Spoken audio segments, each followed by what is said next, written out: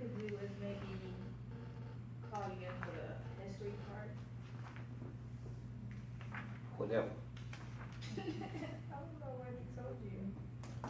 I know he was talking about introduce you and what you was about to do. And then if I need to come back with the history, I can. Well, I'll let you introduce me. Now, you have the same last name as your mom. Nope. What is your last name? Montcho. Montcho. Okay. So we're starting now? You ready? Are you ready? No, just not. Is it on already? Oh boy. Okay. Let's go. Okay. Let me just sit down and let you take on. Good evening, I'm Pastor Bracy, and as many of the citizens of Prichard is aware, I've traveled extensively to West Africa, specifically to the country of Benin, and since John Smith, Michael Figures, and William Bill Clark was instrumental with the Governor Guy Hunt back then in creating Africatown USA State Park. It has laid dormant until now. This week, initiations are being made with Buddha, and we have Marion Montcho, who is going to explain the Benin House project and the joint venture between the city of Prichard and the country of Benin, specifically there centered around the Africatown and its relationship and the culture and the heritage. And if you will, give her your attention. Welcome, Marion. Thank you. Good evening to all our viewers. And I want to say that I'm grateful. I want to thank God. We've been here for a couple of days now in Prichard to promote the history, to talk about the project, and to show the people of Prichard and any person that feels related to the culture and the heritage of African Americans and Africans in general worldwide, that we are not just remembering our past, we are not just honoring our ancestors, but we are also moving towards the future with practical things that we can put in place. And among those practical things is the project Benin House. I am here representing my mom, Anick Santos. She is the initiator of the project, the president of the BUDAL group that hosts the project also. I came here with other members of the BUDAL group. I have Mr. Adasusi over here.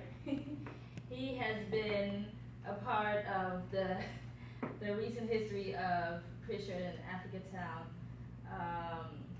for a while now. There were many trips of Beninese coming here, trying to reconnect with their brothers and sisters of Alabama, and he was among them 33 years ago. I have Mrs. Amontano on my right, who is the vice president of the BUDAL group, who is among the delegation too. I have Mrs. Vicky Howell, who is also here, who represent the Project Move Gulf Coast, and we are all working together for this. So I will start by presenting the Benin House project. This is the logo of the project, and as you can see, it's to be done in Africatown, Prichard, Alabama, precisely on the USA State Park, Africatown USA State Park, and we had the cornerstone lane yesterday of the project. So we will move on and see what we're going to be discussing. So we'll see the background, where this project comes from, why it was created, for what purpose, the description, different components in it, and what we can gain from it, the benefits. So, the history comes from a ship named Clotilda that left the coast of Alabama for the coast of West Africa, namely in Benin, the port of Ouidah, to bring slaves back. And that was in 1860. Slavery had ended already, but this ship went anyways. Yes, Pastor. You want Slavery to- ended 5 years later. 5 years later. Yes, slavery Oh. was still very much in effect in 1860. Okay, so it was in between right before the end of slavery. So they came back. So there were people from Benin and other countries of West Africa that came back to Alabama, and they didn't have the same, let's say, the same journey as other slaves that came to America, because it's quite recent, and they knew their history, they knew their traditions, their language, where they come from. Those are the basis of this project. We can see also the historic blood and cultural ties between these countries and the state of Alabama. And that is why the community had the confidence and were able to gather around and create an African Town community, because they didn't want to forget. They didn't want to, let's say, open up completely to the American culture. They wanted to, stay rooted into the culture that they remembered. They stayed in that community, respected the traditions, and so forth. So this emotional history of African Town sealed Africa and the state of Alabama forever, and justified therefore the setting of the Benin House, which too will be extended to African House project in Prichard, Alabama. So we will see next the descriptions. So let's talk a little bit about the BUDAL group. The BUDAL group is a group that focuses on economic and economic development between Benin and Alabama. Be able to create projects and partnerships, exchanges, let's say for example between students, between businessmen, all this in the frame of this history. So the Benin House project is the first fruit of this group named BUDAL. The Benin House is an ongoing educational, historic, cultural, touristic, and economy project, and as I said before, will be erected on the state park, African Town USA State Park.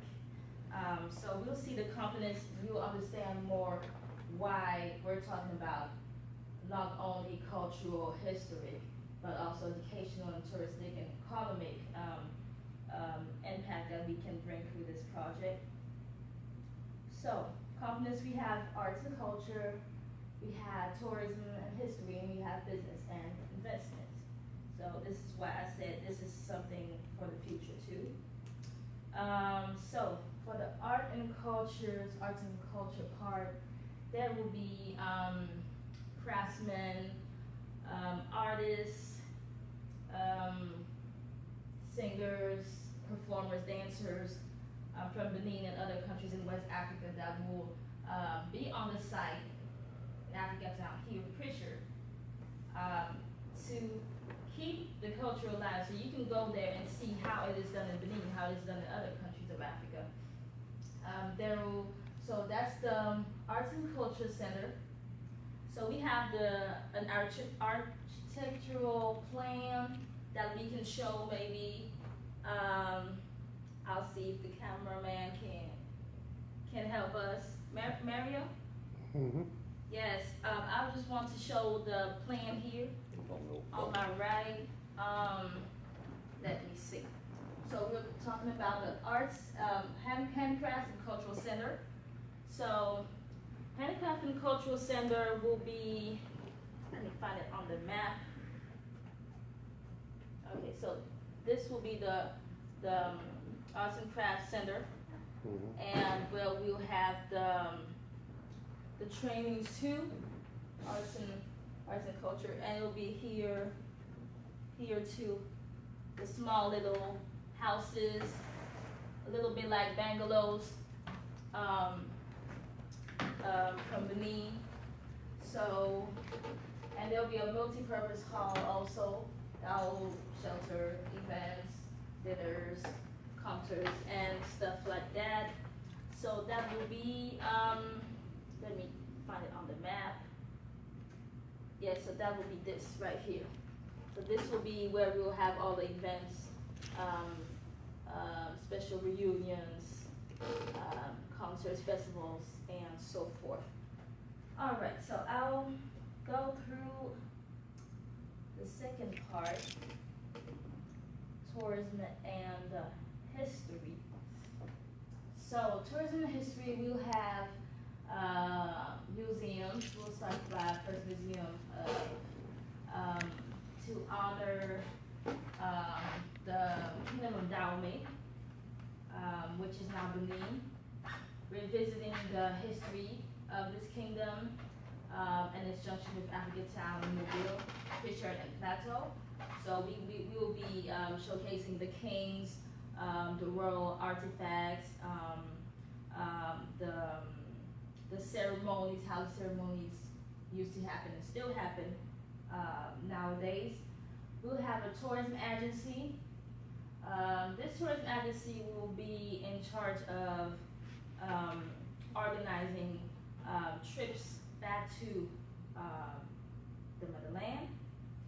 So that's what that agency will be in charge of. There'll be a high place of pilgrimage on the slavery legacy that retraces different slave roads, such as the slave road and the Republic of Benin. So yes, so all the different steps that led to the port of Ouida, where the slaves were brought from to overseas.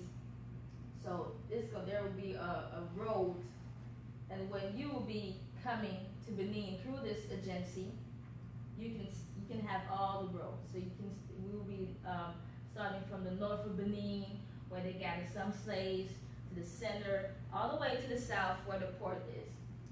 So that's for the tourism and the history part. And we'll get to the last section of this project, which will be business and investments. So I think I've talked about the hotel before. So the hotel complex that aims the building of several welcoming and modern infrastructures in modern and traditional types such as tatasombas, bungalows, that I mentioned before. So we really want to imitate kind of houses, traditional houses that we see in Benin and some parts of West Africa, and put it on the site. So you have different types of houses, of homes, that will all be a part of the hotel complex. You have restaurants, Benin's food, food from Ivory Coast. You'll see all the different, savors and flavors and the way we cook them. You can see it all in those restaurants. And an economic and commercial promotion zone. So that would be like a big mall. You have everything you need, clothes, from foods, from soap, lotion, all those things, but natural and made in those countries. So that's going to be development over there. But we'll be working with the people of Prichard too, people of Alabama, because we'll not be alone. We'll be training them, and some people will be able to do the things that are done in Africa and contribute to this project on the site. So I think that's about it concerning the Benin House project, which will be later on extended to African House project. I thank you so much for listening, and I don't know if you have any questions. If you want to contact us, just leave a comment below, and I will get back to you. I do have a quick question. Yes, you have a question? Yeah. Thank you. You mentioned several times mean, and what's going to be involved in that transition? Okay, so Benin House to Africa House, that is still in progress. We're still thinking about that. There's different ways we can do it. Either we can, contact other NGOs or organizations like ours and just bring them in, and they'll have their spot on the side. I think that's actually the best way to do it, and we're not going to pretend we're Ghanaians or that we're Nigerians or something like that. But we can bring other organizations to the picture and to have them have their place on the site, and everybody will be together. Is this going to be like a amusement park, or is it more business, or is it going to be a combination there? What kind of flavor is that's going to have? It'll be a combination, yes. It'll be a combination because everybody is supposed to have their place there. So the same way there'll be an agency for tourism, there will be something that was not specified, but there'll be something for the investors too, the businessmen, people that want to start working with us. There'll be something there for them, so they can come in, and so it's really open to everyone. Okay. You have another question? I got lots of questions. We'll talk over dinner. All right. Okay. That's it. Thank you. To add to that, this is an international venture, and there are laws that govern international labor and trade. So you have a combination of employment there from Benin as well as here, and according to the mayor, projected maybe somewhere around 200 jobs or more once this development really began to unfold. I'd like to say that this really began more than just in Benin. When we say Benin, we're really talking about the Dahomey. Dahomey was the name of Benin before she got her independence from France. And it was more than just the country of Benin. The kingdom stretched from Ghana through Togo into Benin and parts of Nigeria. And the history of those who were aboard the Clotilda actually began up in the hills of Ghana, around Tama, up in that village area. And it was a 200-mile march over land. And they were like in territorial areas where some would be picked up and others traded along the way. You could have had 5 or 6 different trades along the way intercontinent before they ever reached Ouida. Once they were in Ouida, they were put into a compound, a massive compound where everybody had brought in their captives, much like a stockyard, if you please, of human beings. And the slavers would come in on the ship and they would select the ones they wanted from that compound. It was this group that Captain William Foster selected 125 according to the old king in Benin, and deported with them.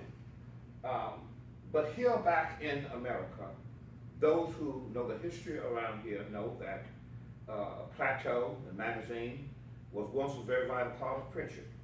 And a matter of fact, the annexation did not include the federal approval because the courthouse still have a 36610 zip code over there. And Africa Town was a nucleus.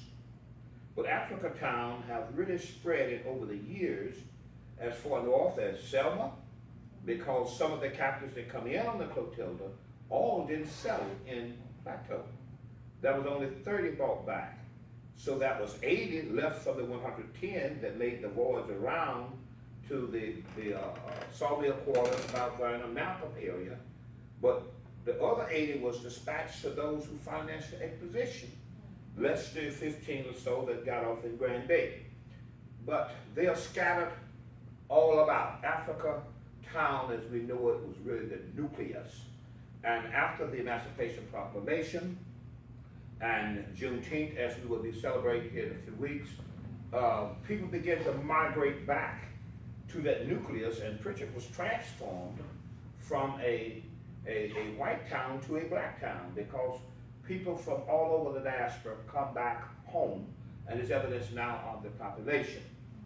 After the annexation of that area into Mobile, Governor Guy Hunt, Senator Michael Figures, and Representative Bill Clark all sit together and they conned an agreement called the Africa Town USA State Park. The land was bequeathed by the state of Alabama through the then Governor Guy Hunt, and it has laid dormant for all of these years. Now, we've had several mayors to make attempts, but the sitting mayor now, Jimmy Gardner, is the only one that have gone beyond just a sister-city relationship to a twinning and an agreement with the Benin House project and its promoters to bring into reality the Benin House project. And we're grateful for that. We've been involved with it since roughly 2008. We've made 8 trips over, and we've continuously looked forward to the day when our people can feel proud of their own history, their own heritage, and be able to tell it themselves rather than hear and read what others say about us. So it's a great venture. It's new, and it is my prayer that others will embrace it just as I have myself. And I'm local. Any questions and things that you may have within limits, I'll share with you, because we're in the midst of doing a joint documentary as directed by the president of the country of Benin, President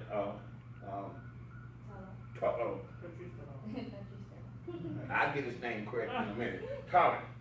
And then the Minister of Foreign Affairs, who's also from the homeland, and we have a great relationship with them, and we're just working hard to leave something in writing to fill in the blanks that's been missing for all of these years. I caution our people not to be so much of a separatist and think this is just their history. It's a joint history. One can go back and say, well, you're not a part, or you're not a part, or you're not a part. Not so. When we look at the area of Plateau, before the captives were brought back to Plateau after the Civil War, there was already a group over there. A group that was from Yorkshire, England, that were brought to England by the Portuguese, and later brought from England to the Plateau area. And as history unfolds it, the old Baptist church that came out of Stone Street had a cultural barrier and a language barrier between the people of Yorkshire and the people of Ouida. And we have Union Baptist and we have Yorktown. And we cannot tell the whole story unless we invite in those who are ancestors who blended into one culture. Thank you, and God bless you. Alright,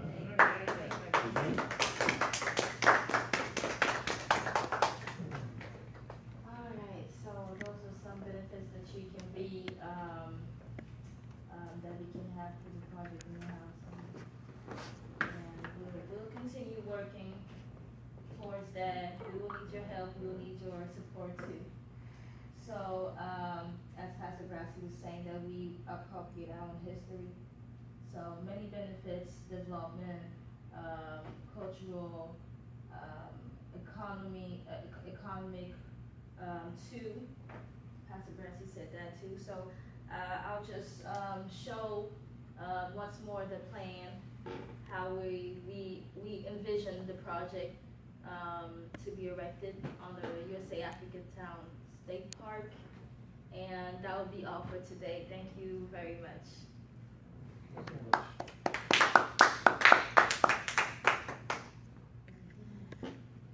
What is it? Watch the J45 Live Morning Show. Be back tomorrow morning. Y'all stay tuned. All right.